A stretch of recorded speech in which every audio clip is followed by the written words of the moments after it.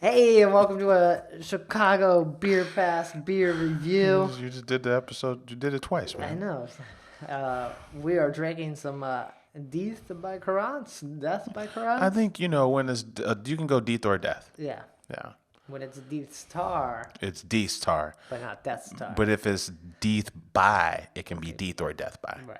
Yeah, Or Cafe Death. It's not never Cafe Death. Cafe Deeth. Right. I think if you have the by in there, you can go Deeth or Death. But if it's the second word, Then it's always Deeth because that's the chairman of the party, because Josh Deeth. massive Cafe Death. Yes, Okay.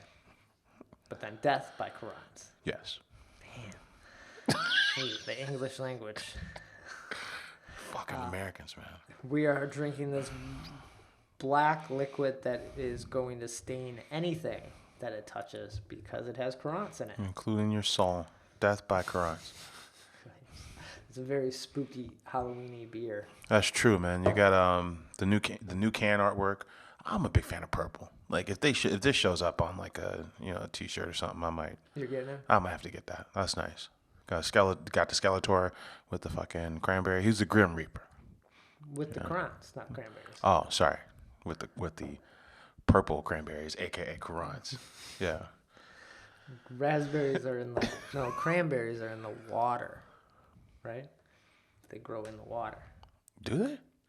That's like that... No. You ever seen those commercials with the Oh, the fucking ocean spray. Ocean Spring? They're just like Is that why he's standing in the like a bog. Is that he is in That's water. like how He's got the fucking suit on with the I think that's how cranberries just do their thing. Yeah, we were just looking at what a currant was because we didn't want it to be like one of those "What's an apricot" episodes, but they call them, currant raisins, and they're relatives to currants. They're relatives to cranberries, that sort of thing. Mm-hmm. Yeah, so it's a dried berry. I think you can have not dried currants.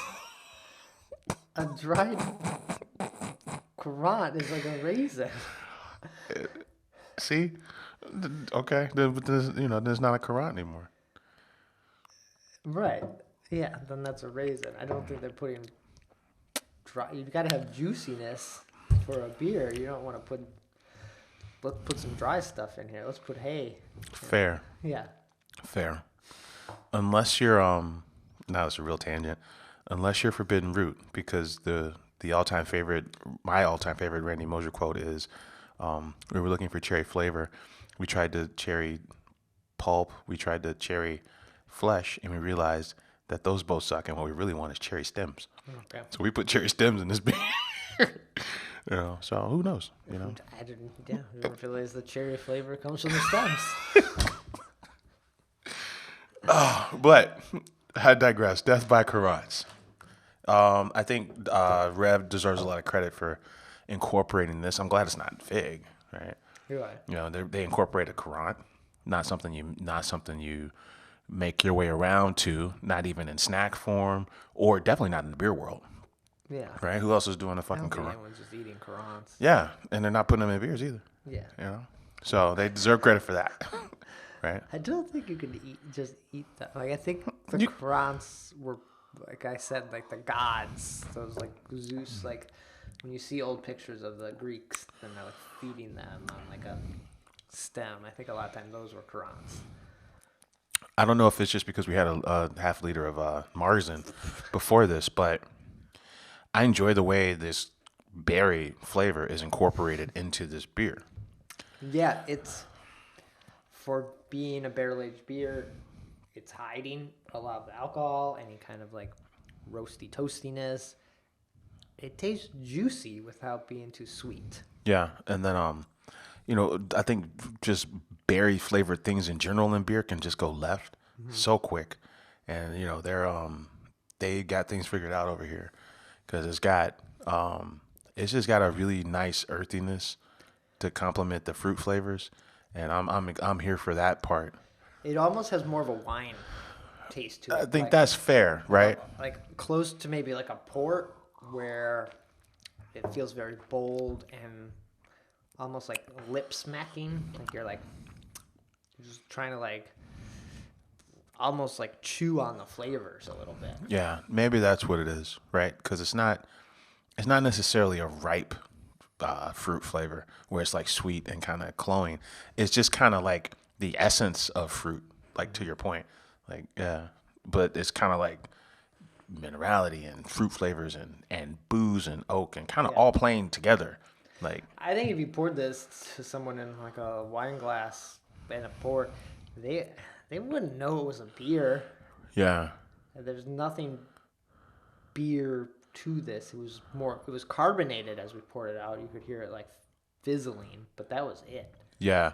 And, you know, now that you mention it, this is the launch of the 2022 Deepwood series, right? So Death Star and Cafe Deth and Deth By Currants.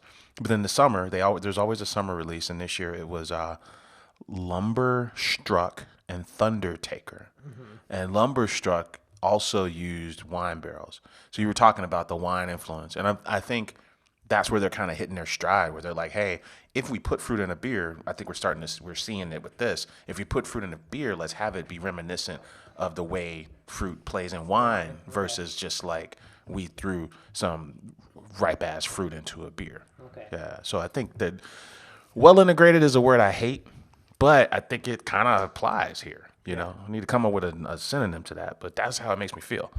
You know. And these are just regular bourbon barrels, nothing special. They weren't like Whistle Pigs or. All bourbon barrels are special, Brad. If you were a bourbon barrel, you'd be special too. Even Jim Beam. Those are whiskey. Yes, even Jim Beam, Brad. Even Jim Beam barrels. You know, Jameson. All of them are special. Oh, they're all special. Maybe not Basil Hayden. I hate Basil Hayden. People love Basil Hayden. I just don't understand Basil Hayden. But yeah, everybody else. Not a Stoli of whiskey. Like, what's that? What would that be? What's the bourbon that's coming in the plastic bottle? Right. Now you're talking maybe very old Barton, maybe. Fucking $8 for the handle. Right. Is that a special barrel? That's special for a different reason, maybe. Oh man. But this is a great way to kick off, I guess, the official Deepwoods series. Yeah, man. With a Currant beer, lively tartness, dazzling sweetness. And Fair. That's a fair assessment. And these now come out every month. Yeah. Until I think January. Yeah. Right? So yeah, that sounds about right. They're October, November, December, January release. Yeah, they're by your side all fall and Taking your money. yeah, all winter long. You know, they're there for you. So that's what I enjoy about Revolution. They stretch it out and give you 3-4 months of fucking barrel aged releases. I'm excited to see what the rest are. This is a good intro. I feel like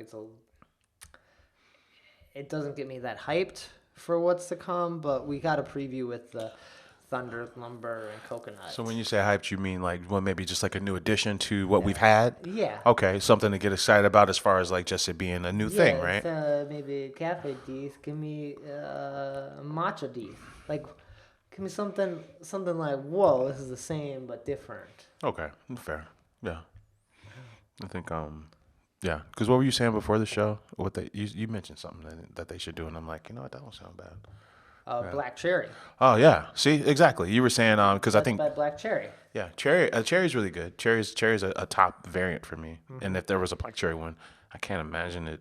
And that's one of those fake flavors that people like. It's not like. Because is there an actual black cherry? I don't know. I don't know. Yeah. Possibly, but you usually see it in fake things. Okay. It's like a fair. Yeah. Ice cream or soda and shit like that. Seltzers. Yeah. Oh yeah, black cherry. How could we forget about the black cherry seltzer? Yeah. So that would be a fun, I think, addition, and maybe bring some other people in or be like, oh, black cherry, yeah. Yeah, and then so there are two school of thoughts, right? Your coconuts, your potential black cherries, or whoever's next in the lineup, or running it back and then trying to just dial in what you did before. Mm-hmm. That's another school of thought too on these. So, but the next run will be probably the VSOJs and R's and Bring on that Rye. Ryways, right? So I'm a big fan of the Rye. it's good, but I feel like, man, It's the one I want. I don't want to seem like a broken record, but we've seen all these. Like, you're doing them again. That's great. They're great every time. I know they're not just sitting around and people can get them all the time, but give me the Rye with something else, or give me a smoked Rye. Smoked berry, yeah. You're on a roll today. Oh, that's just me. Like, He's like, I'm just being. They're probably like, fuck that. We sell these. We don't care. Yeah. And they're great. We're not gonna mess with the band. Yeah, that's true. I'm reminded of them mentioning a Roush version of a Deep Woods. Right. I remember, I think it was like one of the last year calls, they mentioned a Roush version. Okay. So now that you mention it, I'm kind of, I think that might work. Yeah. Yeah. But Deth By Currants, excellent way. I know in previous episodes we drank them all, at least one, but we're on our fest beer. We're on our Mars and Oktoberfest kick, so a little offshoot here. But yeah, pick these up when you can. Go to the event. They'll be having some other variants. Do that. Yeah. All right. Take care. Cheers.